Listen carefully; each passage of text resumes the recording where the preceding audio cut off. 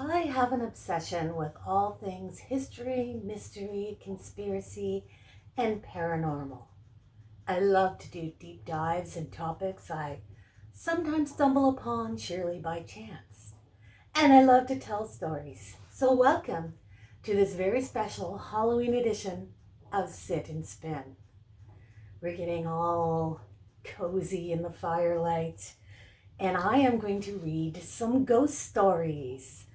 So, to start with, I pulled out some of my favorite ghost story books, and I'm going to read a few stories from these, and then I have stories from the internet. So, let's get into this. We're going to start with haunted homes. Now, while I'm reading from the books, I can't be spinning at the same time. But when we get to the tales from the internet, I will pull out my support spindle and I will work with that. So this book is The Complete Book of Ghosts, and it's by Paul Rowland. We're going to go to the haunted homes part.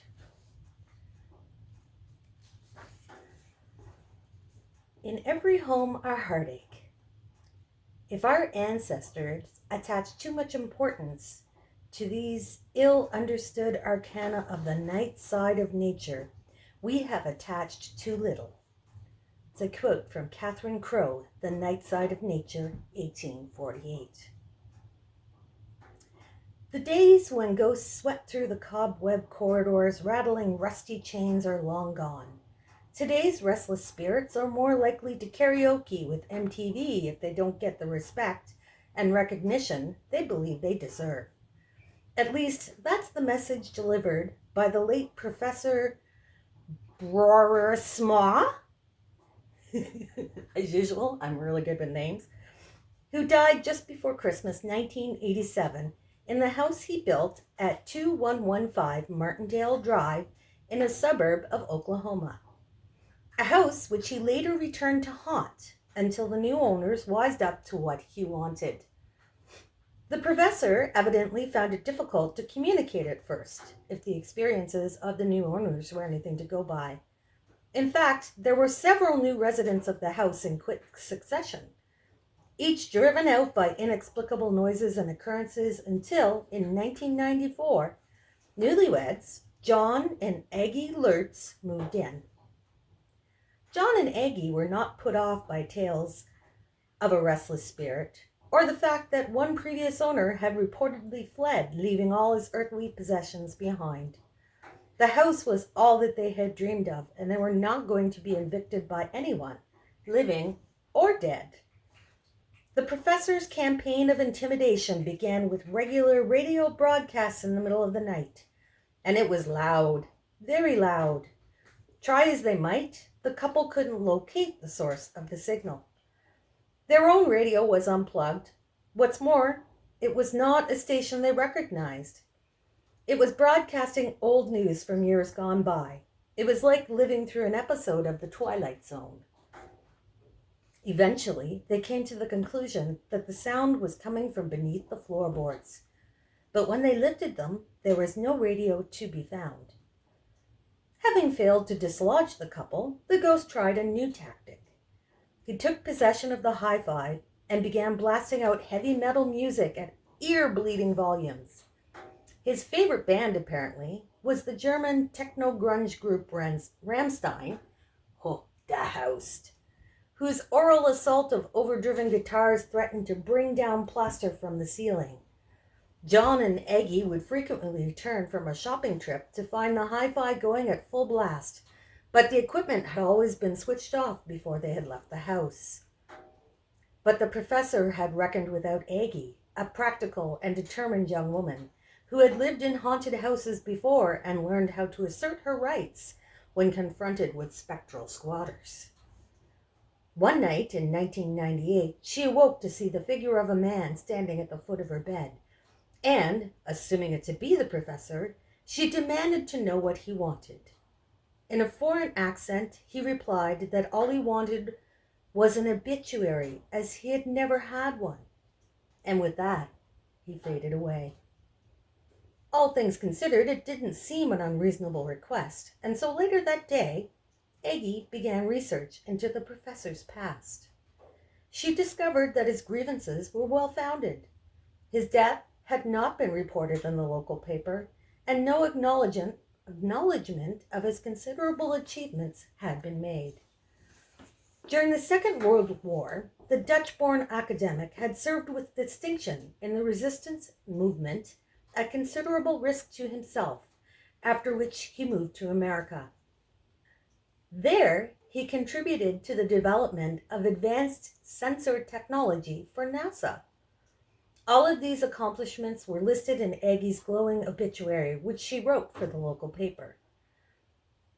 They were also included in the eulogy she read aloud at a belated memorial service that she arranged to commemorate his life. It was all the brooding spirit wanted, for immediately afterwards, the disturbances ceased. Some people prefer to keep their achievements to themselves, but clearly the professor felt that he was overdue some recognition before he could rest in peace. I guess he felt that he deserved that, Aggie told the paper. He needed this before he could go on. The House by the Cemetery. In Steven Spielberg's horror movie Poltergeist, a suburban family find themselves in the midst of a storm of paranormal activity which has been stirred up by the restless spirits furious at the developers who desecrated their graves. Of course, such things don't happen in real life. Or do they? In 1983, Ben and Jean Williams learned that such terrifying experiences can and do happen to ordinary people if they are unlucky enough to buy a home built on the site of a former burial ground. When the couple first moved into their dream home, they were delighted both with the house and the location.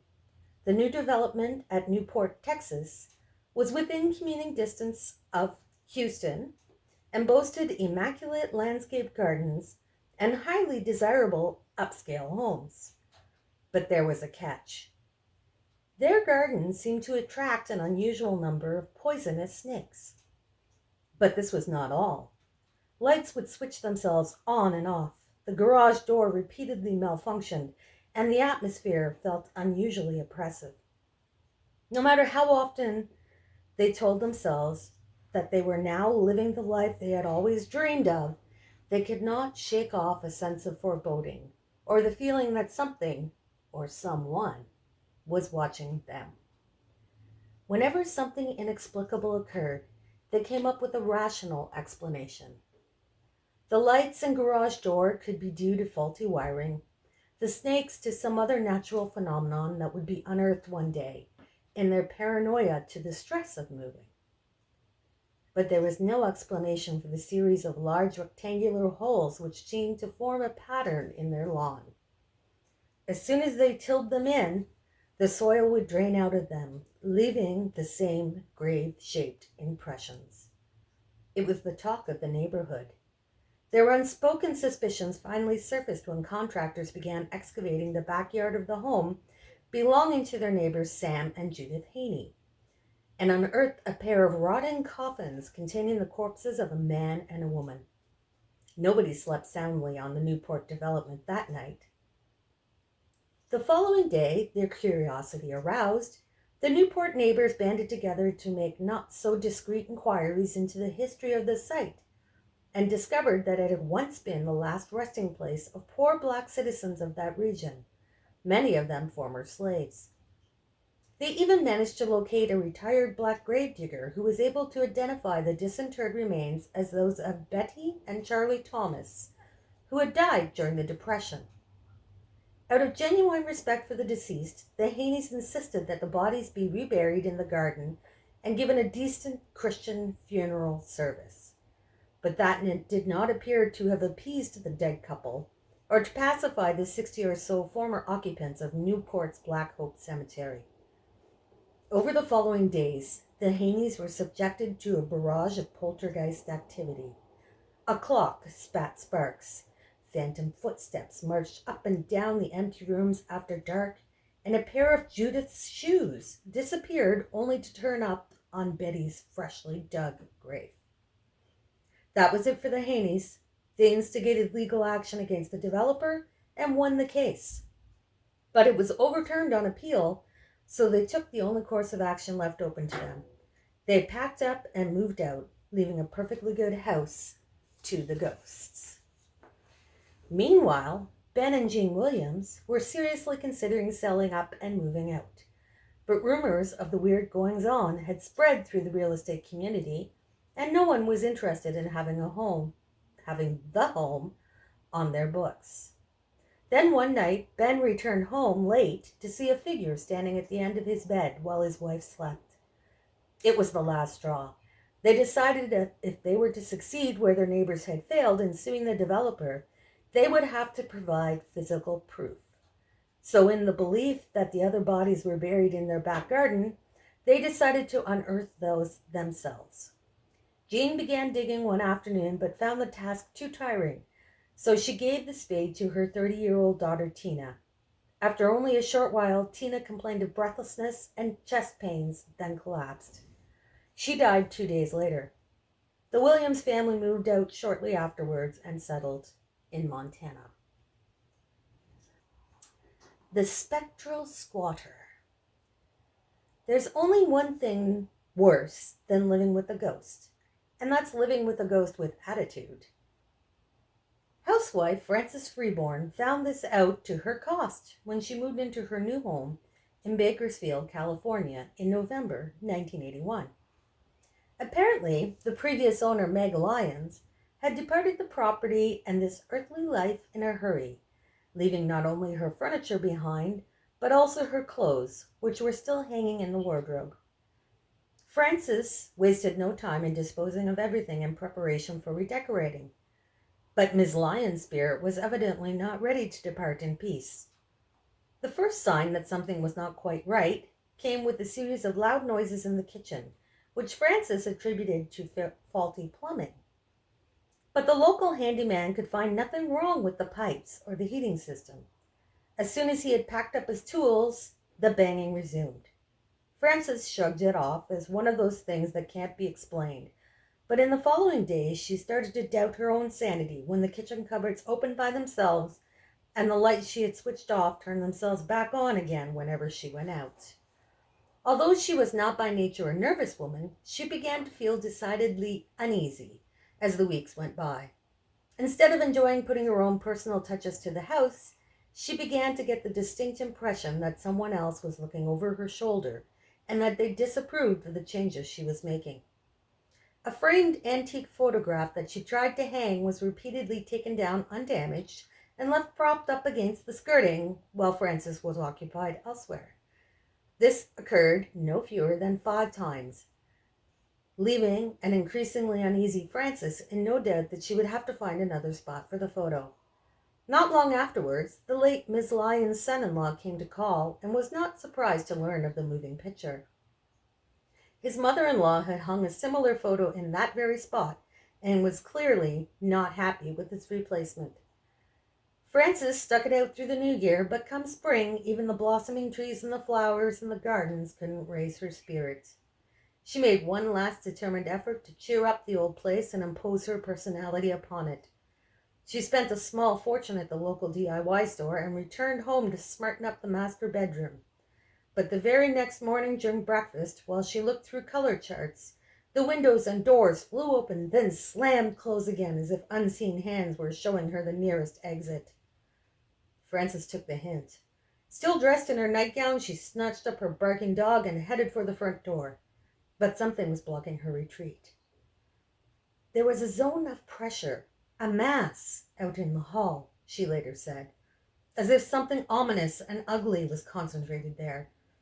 I realized I had to get out of the house or I would die.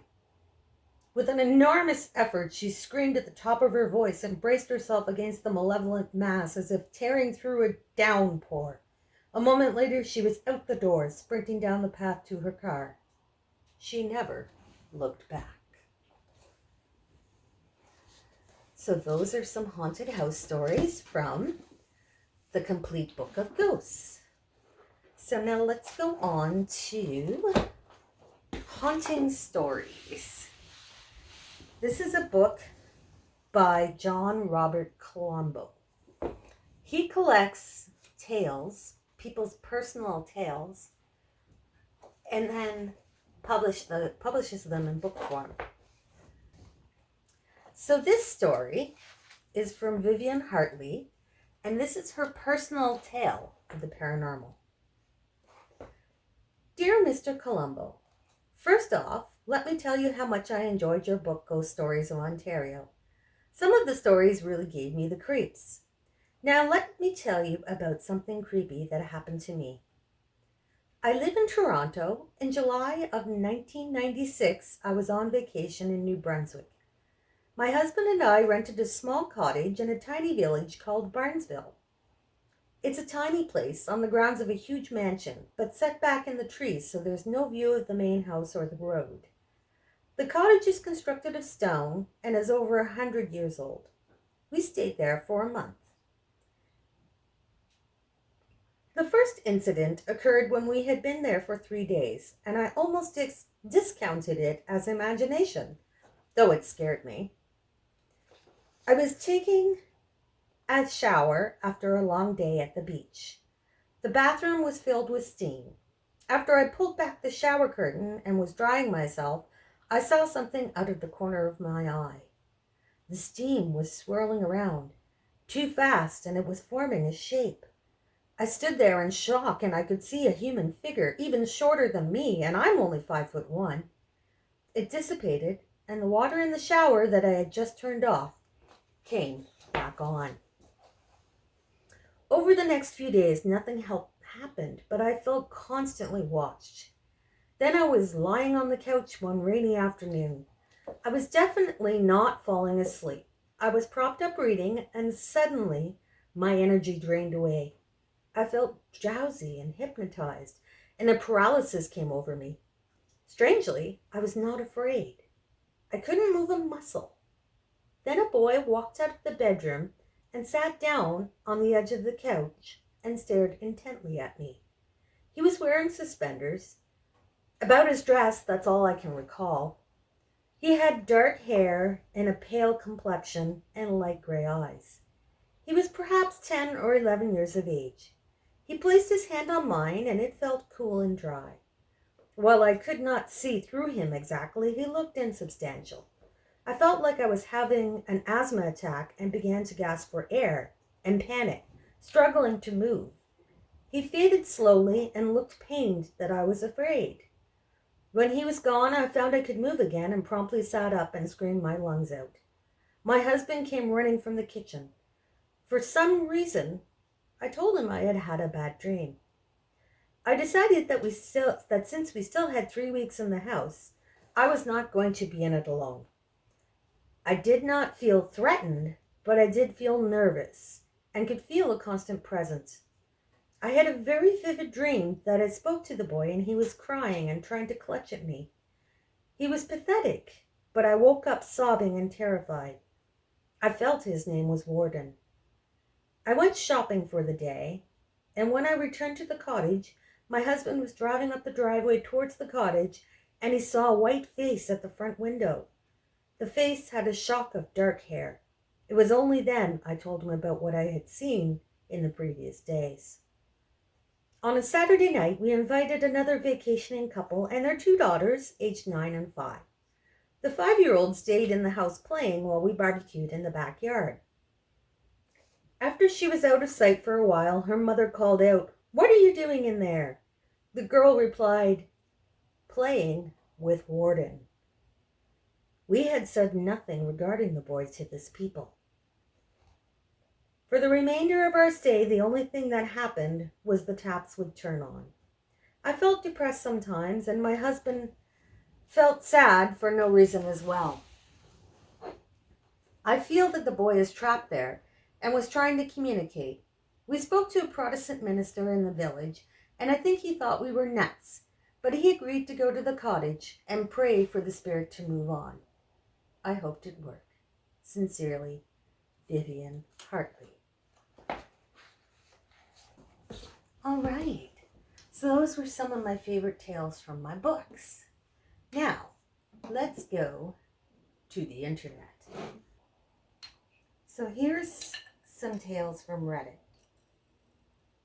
I was driving across country with my mom and sister when I was 16, and my sister was 20.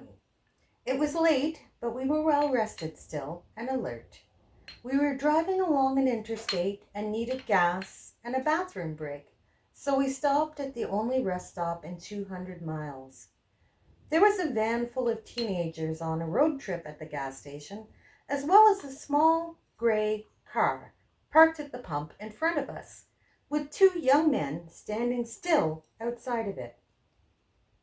When we got there, everything felt wrong. We'd been on the road for days and seen many rest stops at night, and had never been afraid until then. My mom and sister went inside and I stayed in the car. I heard the teenagers say they were creeped out and couldn't get the pump to work, and they left in a hurry. I was watching the car in front of us, and the two men had not moved at all. Not an inch. They weren't talking, they weren't on phones, they were just standing there, still as stone. My sister and mom came running back out to the car, and when they got in, the two men slowly turned and looked at us while not moving or pivoting the rest of their bodies. And I swear, we all saw the same thing. They had eyes dark as pitch and empty, truly empty. Not black and not reflecting any light at all. Just a void. We sped out of there and we didn't stop until we were in the next city. The worst thing about the entire experience? We couldn't find the place on any map. We knew exactly which spot on the interstate to look, and we couldn't find it on Google Maps or any paper map we had. We even asked locals about the creepy gas station out on that stretch of road and got only confused looks. We traveled on that interstate since, and there is no rest stop. It was good to see an old friend. When I was 37, I went to my high school reunion. I flew into the nearest airport and rented a car. The distance was about 35 miles through a very rural and almost abandoned part of the country. About 3 miles outside of town, I see someone on the side of the road flagging me down. It turned out that it was one of the guys I had attended school with, Jim. It's not his real name. He gets in the car and we start talking. I had not seen him in 20 years, but he still looked the same, maybe a little older. We get to town and I ask him if he wants to come by the VFW and have a drink with me. He says, no, just take me home. Jim's parents had lived only a few blocks from my grandmother's house, and I turned in that direction, but he said to take him to the outskirts of town. There was a mobile home park out there, and I figured that is where he lived. When we reached the end of the turnoff, he said, just drop me here. It was good to see you again. And he walked off into the night. I go to the VFW, met some of my old classmates, we start to talk. As we're talking about who is coming to the reunion, I mentioned that I had just picked up Jim 3 miles east of town and had dropped him off. Everyone gets quiet. Even the guy singing karaoke stops and lays down the mic. My cousin goes white as a new t-shirt. Barb, Jim died on that curve 8 years ago. Rolled his car. We were all at his funeral, I was told. I started to feel really dizzy and I went out to the car to take some deep breaths. There, on the seat, is the local newspaper, printed 8 years previous, containing Jim's obituary. I still have that paper.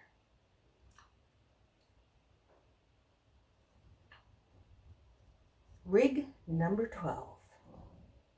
The ambulance company that I used to work for had a haunted ambulance, Rig 12, recounts Reddit.com user Zerbo. A lot of EMTs had stories about it, but I never put much stock in paranormal stuff. That is, until I had my own experience working with Rig 12. Isn't that always the truth, though? I never believed in the paranormal until it happened to me. Zerbo writes, my partner and I were working in a rural community at 3 a.m., and it was pitch dark and completely quiet. We were both dozing. I was in the driver's seat, and she was in the passenger seat. I woke up to a muffled voice, but I thought my partner was talking. I told her I was trying to sleep and closed my eyes. I distinctly heard a male voice say, "Oh my God, am I dying?" followed by a few seconds of heavy breathing. My partner and I sat up straight and looked back into the patient compartment, where it sounded like the voice had come from. Things were quiet for a couple of seconds, and then we heard the click of the oxygen bottle regulator and a hiss as if it was leaking. I turned on the lights and we ran out of the rig. I thought a transient might have climbed in while we were asleep, so we opened the rear doors. No one was there. I checked the oxygen bottles. Neither was opened. We didn't sleep much after that.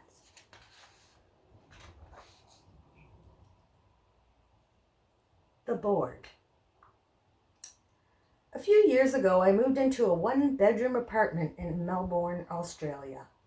It was my first time living on my own. The apartment block had been built in the 1930s.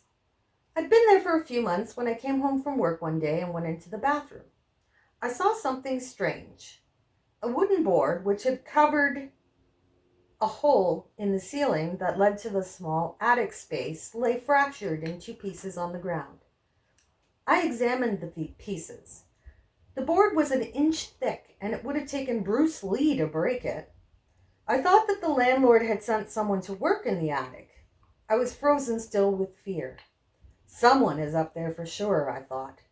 I emailed pictures to the landlord, asking if anyone had been there, with an undertone of annoyance since she hadn't warned me. Her reply read, "Please call me as soon as you are able to." Well, I called, and she explained that her last two tenants had said the same thing happened. She promised to replace the board, and she did. A month later, I woke up one night around 4 a.m. My body was covered in goosebumps. It felt like someone was rubbing his or her hands on me. Everything was silent, but then I heard a dragging sound coming from above my bed. It was as if someone was pulling back a sack of potatoes. I froze, convinced someone was up there. There was no way an animal could make that sound. After 5 minutes, I worked up the courage to turn on the light, armed myself with a cricket bat, and walked to the bathroom. That's when I saw that the new board covering the hole was broken in two. I felt sick. The dragging sound had stopped, but I heard something else. Whispering. The sound was clear and coming from the attic. It sounded like children's voices, and I could hear one sentence repeated over and over. "It's your turn. It's your turn." I switched on every light in the apartment to make things feel normal. It was 5 a.m. and dark outside. I watched TV to try and unwind. Then a fuse blew. My pet budgie Dexter, whom I kept in the kitchen, usually never made a sound at night, but he started squawking like he was being strangled. I'd never heard him make those noises. He was screaming. I grabbed my car keys, ran out, sat in my car, and waited there until the sun came up. When I saw people walking their dogs, this comforted me enough to go back in. The front door was open, but I figured I might have forgotten to close it when I ran out. I went to the kitchen to check on Dexter, but he wasn't in his cage.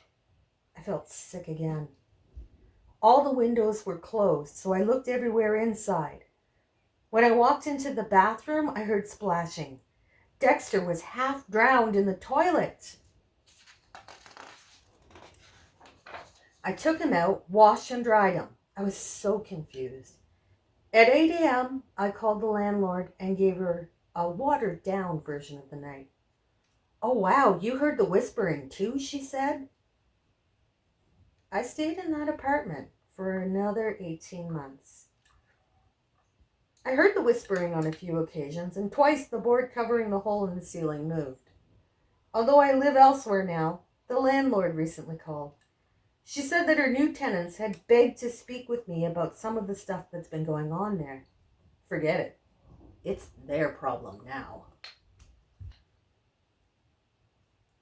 The basement. This is my house sitting story. 2 months after my brother and his wife bought a new house, they had to go out of town and needed their cats fed. Their house and my office are both a good drive from my apartment, but only a few minutes away from each other. My brother said if I wanted, I could just stay over in the guest room rather than driving among the 3 places. So I got the keys and instructions. I was staying there 3 nights, Monday through Wednesday. Monday evening was uneventful until about midnight. I was lying on the living room couch watching Conan with the cat lying on my chest. I started to drift off to sleep. The next thing I knew, I was standing in pitch black darkness. I completely freaked out. I had no idea where I was. I felt around in the dark and felt nothing. Finally, I realized there actually was a faint blue light coming from above. I moved toward it and then understood where I was. I was in the basement. The light was coming through the basement door at the top of the stairs, which leads to the kitchen. Just enough moonlight apparently made it through from a window elsewhere in the kitchen. I bolted up the stairs, turned on the kitchen light, and closed the basement door. I was terrified until I calmed down enough to come to the conclusion you probably already came to. I had sleepwalked all the way down the stairs after opening the basement door, which I know was closed. A couple of things are important to the story. First, the basement. The house was very nice, actually more than they should have been able to afford. The only exception was the basement. I had only seen the basement once when I got the first tour. It was totally unfinished and was the one major thing they wanted to fix up. All they had down there was some boxes and the washer dryer. I had no reason to want to go down there and had kind of forgotten it existed. The other point is that sleepwalking is kind of a thing in my family, almost an inside joke. My brother talked in his sleep constantly and would sleepwalk sometimes, and it always scared the hell out of me. The idea of people doing things in their sleep just creeps me out to the core, and still does. My brother knew this and would tease me about it, so it was known in my family that I had this phobia. But as far as I know, I had never, ever sleepwalked until that night.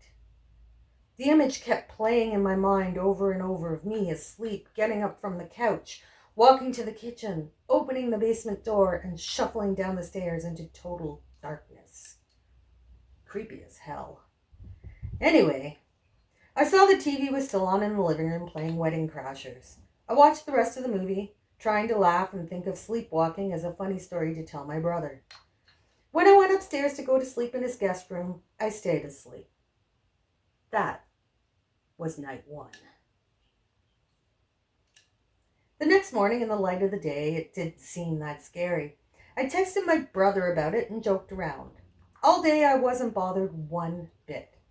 But as I'm walking out of my office to my car, I'm overcome with this sense of dread. All of a sudden, the thought of going to sleep in that house, and maybe sleepwalking again, is scaring me. So I had a plan. I stop at the hardware store and pick up one of those rubber door stopper wedges. At the house, I jam this into the crack under the basement door and kick it in until it's as far as it can go. I test out trying to open the door and it won't budge. Perfect.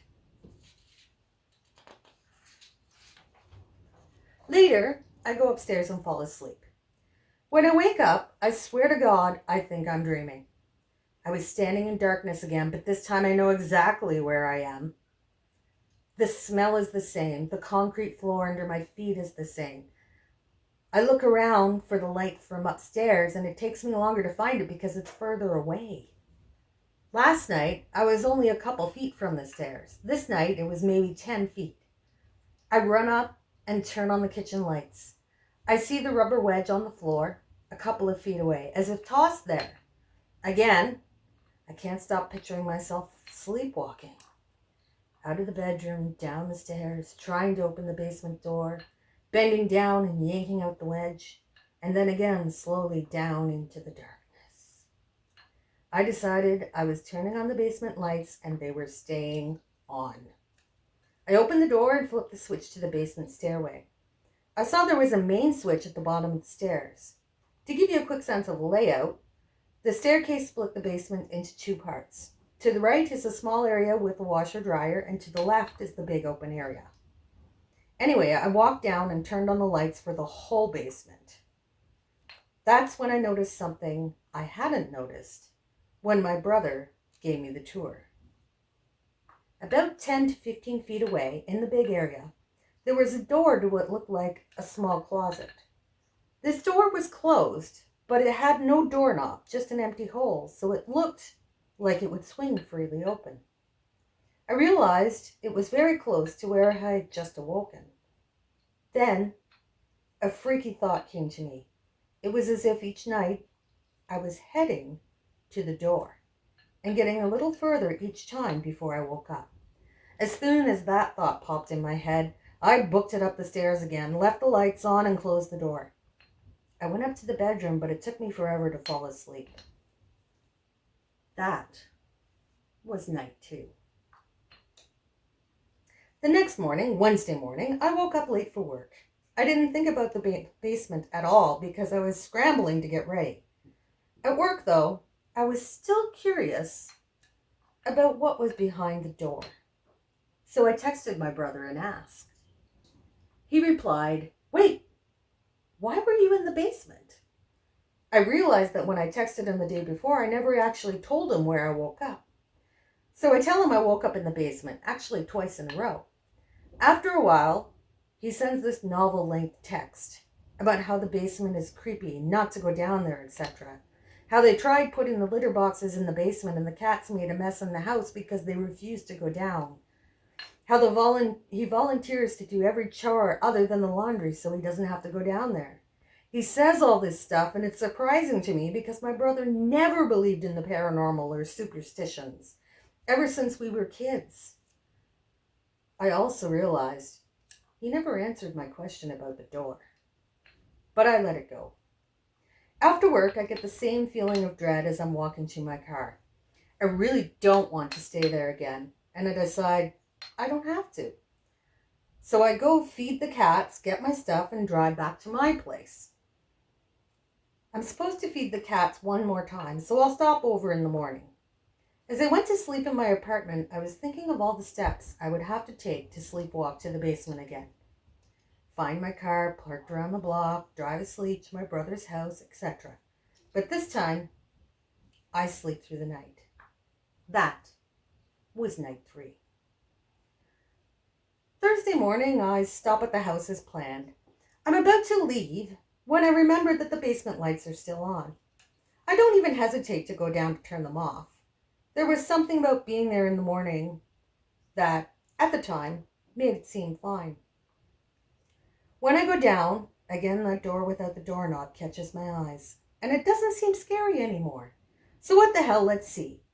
I walk over to it, and I distinctly remember not feeling spooked at all, until I reach my hand towards the doorknob hole to pull it open. As soon as I do that, and I mean instantly, I feel this electric feeling, like the air before storm. And I imagine a hand coming through the hole and grabbing mine. It was like 0 to 60, going from no fear to being certain that something horrible would happen if I opened that door. It's hard to describe it other than that electric feeling. I booked it up the stairs and out of the house. So, a month later, I meet my brother for happy hour. A few drinks in, we start joking about me sleepwalking in the creepy basement. I say he never answered me about what's behind that door, and he says I don't want to know. Joking at first, but then insisting. Finally, he tells me, and I don't believe him. He's my big brother and has only bullshitted me about 1,000,000 times in my life. This was his explanation. The previous and first owners of the house had a teen daughter that used the basement as her bedroom. The door was to her closet, where one night she curled up, took some pills, and killed herself. The family was going to remodel the basement, but after tearing it apart, realized they couldn't do it and had to move. That was why only the basement was unfinished, and why my brother was able to afford the place. The seller had to disclose a suicide happened in the residence. He said if I didn't believe him, to look up the market values of the identical houses in his tract. I know how much they paid for their house, and it was way lower. He and his wife considered themselves rational people and figured it was a bargain. But he didn't want to tell anyone. After they moved in, his wife was fine with the basement, but he grew to hate it. He apologized for not saying anything to me before I stayed there, but he never thought I'd have any reason to go down there. Now here's what convinced me. I said, okay, the only thing that makes me kind of believe you is that the last morning I was there, I went over to the closet door. And at this point, I see my brother's face change. And I continued. When I went to open it, the air felt like, and at the same instant I say electricity, my brother says electric. At the exact same time. I saw his face, and I know he was telling the truth. I never stepped foot in that basement, and I haven't slept walk since. That's from Orange Kid. So here's the story of Chernobyl. This was in the days following the reactor meltdown, and is told by a man named Yuri. Please forgive my poor English, because it cannot be my primary choice language. Please call me Yuri. I'm a musician in taverns of Northern Europe for drinks and for the generosity of patrons. I was once classically trained pianist. I studied at the St. Petersburg Conservatory in the late 1970s. I have lost my eyesight and I have numerous illnesses. I am a survivor of Chernobyl. As the disaster commencement occurred, I was in state-sponsored musical dance troupe. Our gathering was immediately enlisted by the government to calm village peoples in Pripyat and surrounding area.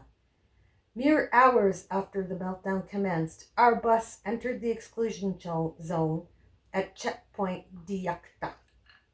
We were not told anything, and the soldiers made it forbidden for speaking with the village people. Imagine not knowing a disaster taking place, yet seeing the strange workings of the radioactivity all around. Everyone was sick and dying, yet quarantined and not allowed to leave the zone. Some believed the world was ending, and we all became resigned to the fact that we will certainly die. The soldiers have masks and guns, but I could see the fear on his face too. As dead men and women, we gave our best musician and dancer performances ever. Allow me to describe our final performance at Pripyat. As the music played, the ballerina danced like never before. The passion in the music and her movements were legendary. She was a beautiful girl, dancing her final dance with love in her heart. She allowed her long, flowing hair down, and it seemed to float mystically in the air. As the music crescendoed and she spun delicately around, her hair was falling away from her head. Gently, long, golden strands of her hair floated to the floor as she danced. I saw the blood leaking from her nostrils and down cheeks from her ears. The sparse crowd knew the face of death, and it was surely the final dance. The children ran to her with flowers from the meadow. Their hair and teeth had fallen out already. The petrol generator stalled, and for several moments we were in darkness. To my utter horror, I saw the flowers and the children glowing in the dark. That night, I climbed out the window of the lodging house. The soldier who saw me lowered his carbine when our eyes locked in silence. I ran through the alley and I hot-wired a car. I drove non-stop to the northwest on back roads I learned as a boy, avoided checkpoints imposed by military. I siphoned the petrol from other vehicles in the night. I began missing my vision during my flight, and by the time I escaped the USSR, I was blind. I am the only musician who lived. Now, our final story of the night. I used to work as a 911 operator in a relatively large metro area. One night, at about 3 a.m. or so, I answered a call from an elderly lady who said she didn't feel good. I tried to get more info about what was wrong: chest pain, trouble breathing, headache, is she diabetic, etc. I got her address and phone number. She said no one else was home, but the door was unlocked so they could go in. No matter what else I asked about what was wrong, all she would say is, "I don't feel good. Can you please send someone to help me?"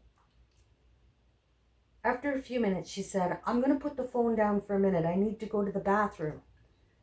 I tried to get her to stay on the line with me, told her she can do whatever she needs to get ready, but I'd like to be able to stay in contact in case there's a problem.